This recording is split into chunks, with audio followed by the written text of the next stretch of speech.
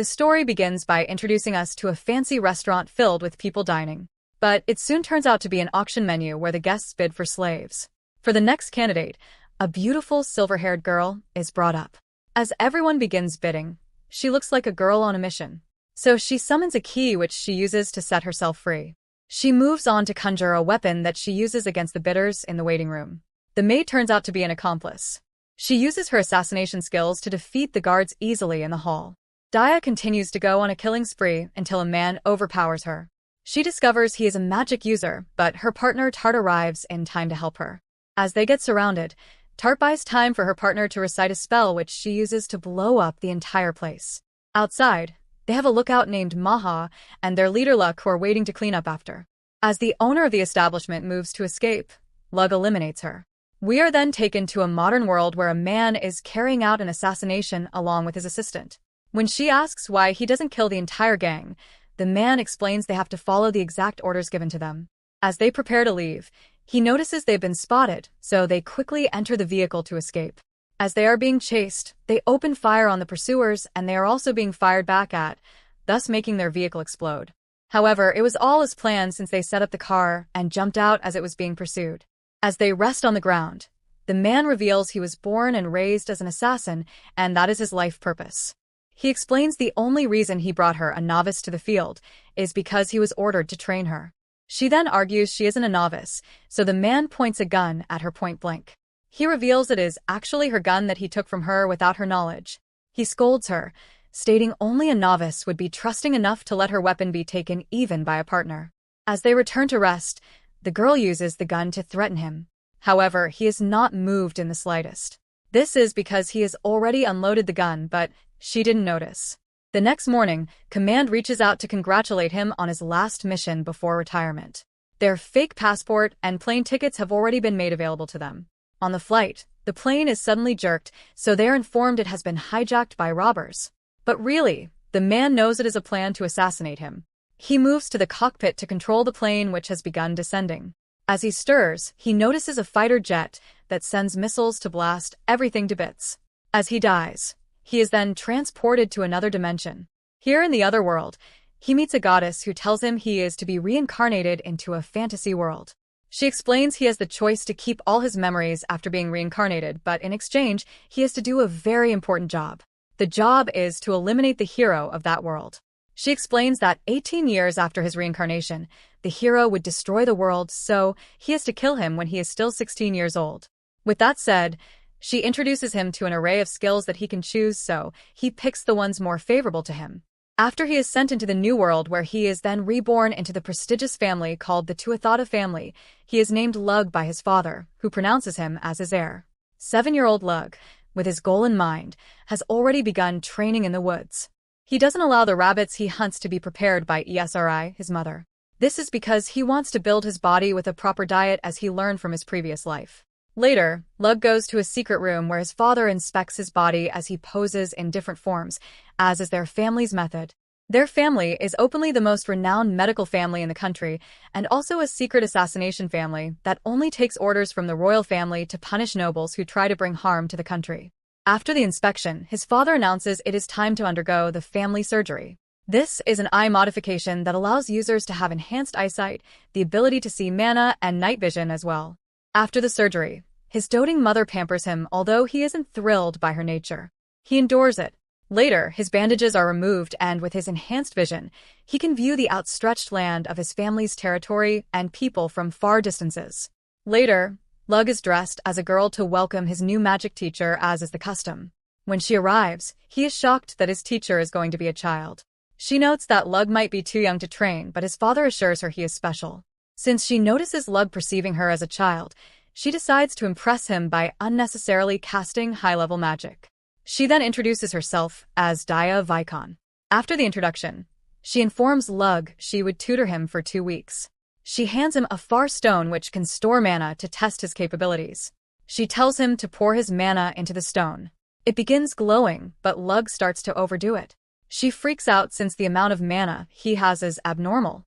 This makes the stone crack, so she tells him to throw it away as quickly as possible. Shortly after, the stone explodes, causing a massive impact on the surrounding area. When Cyan and Esri arrive at the scene, Daya tries to pin the incident on herself, thinking they would be mad at Lug instead. When they hear he caused the explosion, they are extremely proud of his capabilities. The next day, she uses the Far Stone to test for his magic attribute. When he feels it with mana, she tests for fire, which works. Next, she tries for water, which works too. Although surprised, she tries for earth, which he registers to. She then tries for wind, so it turns out he has 4 magical attributes. With Daya guiding him, Lug begins his mana training. He is thrown into a feeling where she makes him connect with his mana. After that, a new spell pops into his head, but when Daya tells him to recite it, he can't read the words. She then shows him an example of a spell, so Lug copies her spell. Although it isn't the same since he can't recite the words properly, when Lug begins practicing his spell, Daya applauds his improvement. Lug then suggests he tries casting a spell transcribed by her, and surprisingly, it works. With this, they can differentiate the little differences in each spell. With this new knowledge, Lug leads her to write a spell to conjure gold. However, when she casts it, she is drained instead. So Lug decides to try it himself, and he succeeds. Later, Lug succeeds in conjuring a rifle using magic. Daya can also copy the spells he transcribes easily. Next, he makes a cannon which, when fired, causes a massive explosion that makes Daya freak out. At night, Daya reveals their 2 weeks have sadly come to an end. Lug makes a special alloy blade, which he hands to her as a symbol of their friendship. To return the favor, Daya also hands him her precious magic stone. Later, Cyan, his father, takes Lug to a prison where he tutors him on the art of killing. He then leads Lug to a room where he is to perform his first kill. The inmate begins begging to be spared, so Cyan states all her crimes, which she makes excuses for. When Lug slightly injures her, she changes her tune and begins swearing at him. So he finishes her off. Elsewhere, a child collapses after having been abandoned by her poor parents. She tries desperately to survive, but has gained the attention of a pack of wolves. In town, Lug and his parents interact with the people of the land they rule over and love. Meanwhile, Lug searches for people with high mana compatibility, but finds an old man. Later, he broadens his search for a potential skilled assistant with mana.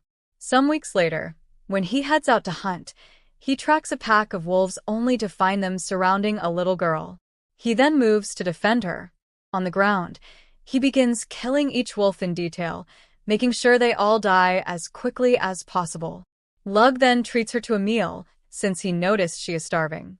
Lug strikes a deal to take her in exchange for her faithfully helping him with his work. After accepting, she reveals her name is Tart Solag. He welcomes her. Meanwhile, it is revealed the goddess previously summoned a special elite force as a reincarnate to slay the hero.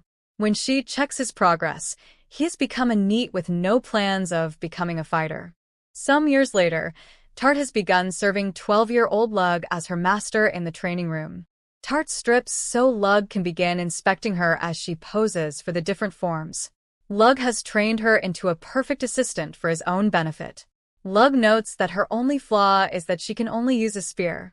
She tries to train with a knife, but she is terrible at it, so he interrupts her training.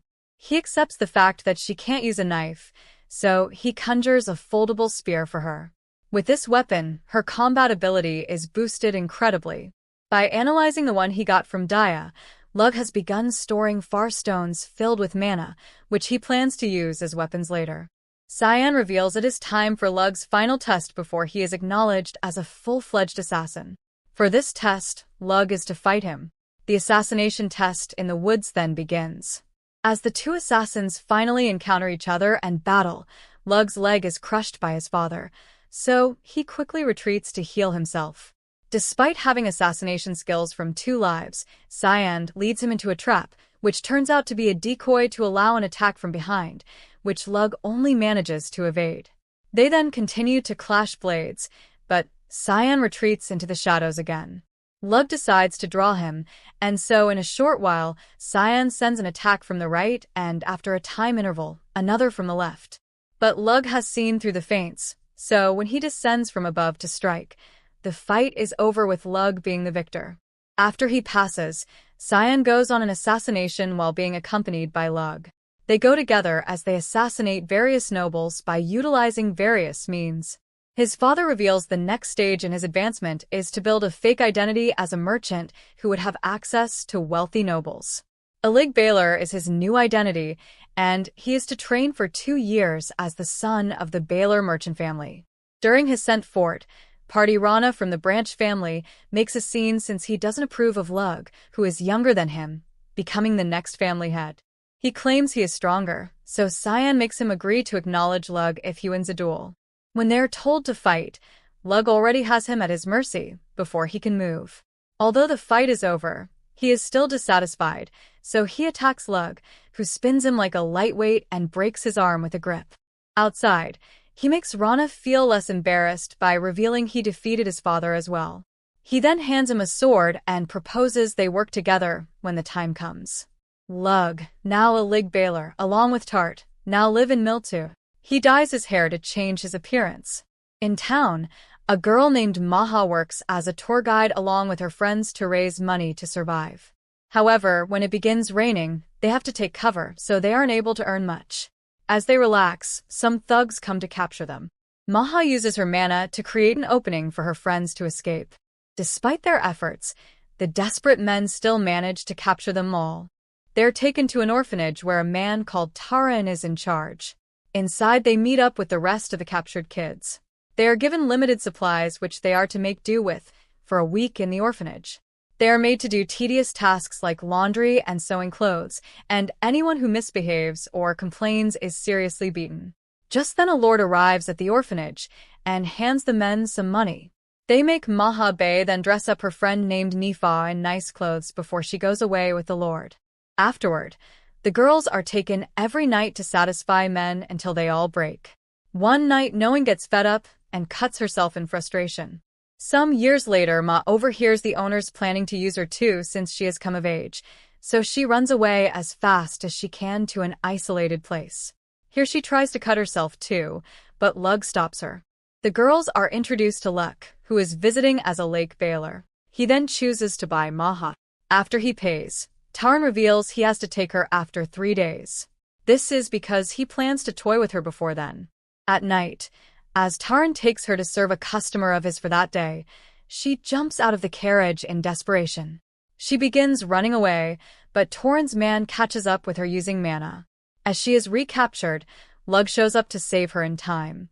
An angry Tarn orders his man to capture both of them to be sold, but when Lug is attacked, he easily overpowers the man, and then he makes a move by threatening Tarn.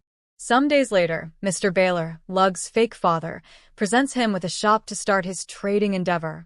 At home, Maha, who he has adopted as a sister, serves him dinner.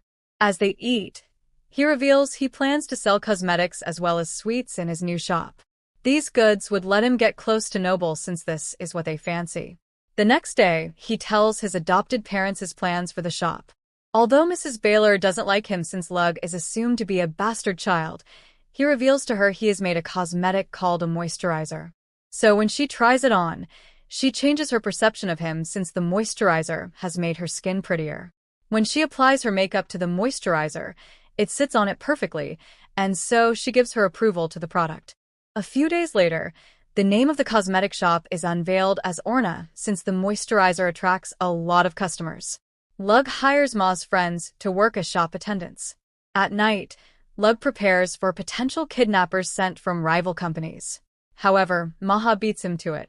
Together they torture the assassin slowly until he breaks. Some days later, Lug visits Daya in her mansion.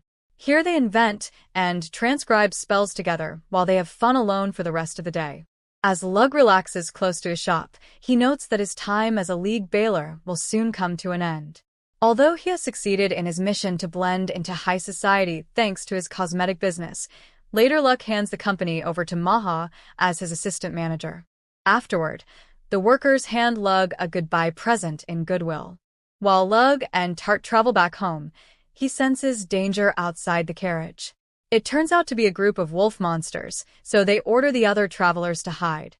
Taking the initiative, Tart gets ready as she is charged at.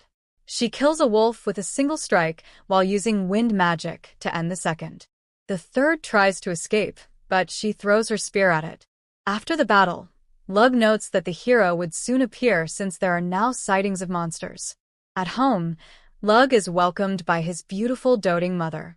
When he meets his father in his study, he reveals he wants to marry Daya someday, so his father laughs in surprise. Afterward, he is given his first solo job to assassinate a villainous count as a full-fledged assassin. At home, Ma has provided information about their assassination target, who is the ringleader for a hard drug called Visine distribution. Later, they are invited to a party hosted by the target. Here all the women are excited since Lug brought his new product. Using his merchant identity, he meets up with the Count, who takes a liking to him since he brought products that make his wife happy. A few days later, Lug arrives at the mansion to carry out his assassination alongside Tart. He uses his special vision along with his rifle to snipe the Count from afar. Later, Ma reveals she has found the divine treasure he asked for. The divine treasure found is a magic spear called G-Bulk. However, it is owned by a man called Satante Magnus, who is supposedly the hero. Furthermore, she reveals that a civil war has broken out in the kingdom where Daya resides and her family has been ordered to join the war effort. The worst part is that the hero is part of the enemy's forces. The next day, he visits Daya, but she puts on a strong front and tells him he has nothing to worry about. They then decide to go on a date, so Daya dyes her hair to match Lug's. Later they have lunch together, so Daya notes Lug's cooking tastes better than that of the restaurants. After the date, as Lug heads back home, it is revealed the entire civilians were actually soldiers who put on a last show for Daya before she heads to war. When Lug gets home, he finds an injured man being treated by Cyan. He reveals to Lug that the man is a client who has hired him. Shaun then adds that he wants Lug to carry out the assassination of which the target is Diabicone. Seeing Lug's shock, he informs him he can decline the job, but Lug has some questions. When he asks why they are meddling in another country's affairs, Cyan explains that since House Vicon lost the war, some nobles are after Daya. This is because of her noble blood, as well as her knowledge of magic. Daya has also agreed to this since it will stop further fighting, but the people of her town have formed a rebel army to stop the arrangement. He adds that the real client is Daya's father, and what he really wants is for Lug to pretend to kill Daya, as that is the only way to save her. Lug then accepts the job and heads out with Tart, who chooses to transport him halfway using her mana, so he can save us for fighting. After a while, her wind magic breaks apart from mana depletion.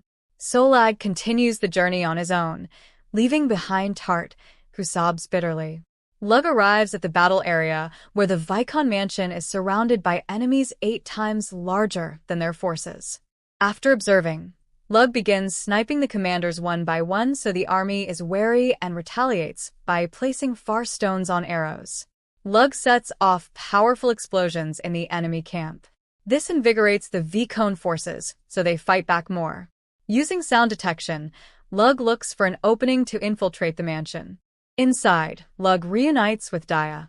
Afterward, Daya's father introduces himself as Dimmer Vicon. As they prepare towards a way forward, Lug plants a corpse of a girl in order to fake Daya's death. He then tells her to shout through the window before he carries out the plan. When she moves and opens the window, Lug gets a feeling of danger in the form of imminent death. In that instance, Jebalg is fired, so it wreaks havoc on the battlefield as it heads for Daya. Lug saves her in time. As soon as Lug sights the hero who has immense mana, he quickly conjures a cannon that he fires at him. It causes a massive explosion, but the hero has already recovered and is hyped for more. The hero begins activating his berserk skill, which boosts his already overwhelming strength. He then offers a duel. In exchange, he won't kill anyone else. So Lug decides to battle him. Although Daya fears for his safety, he reveals he would be fighting as an assassin and not a knight. Along with Dimmer, Lug negotiates the conditions for the duel, so he makes the hero promise to withdraw his forces if he is defeated. With that settled, he stalls for time by asking the hero some trivial questions. As the hero charges his weapon to fight, Lug reveals they should begin the duel when the coin he tosses falls. He then throws it up, but before it lands, there's an explosion. Lug reveals he sent a missile into space beforehand. He has been planning on ways to make this succeed ever since, so he used the coin to direct the missile's landing. The blast from the explosion is so massive that it almost kills Lug, who casts it. After the battle, Lug arrives home with Daya alongside him, and this brings the anime to an end. Thanks for watching, and please subscribe to keep up to date with the next episode.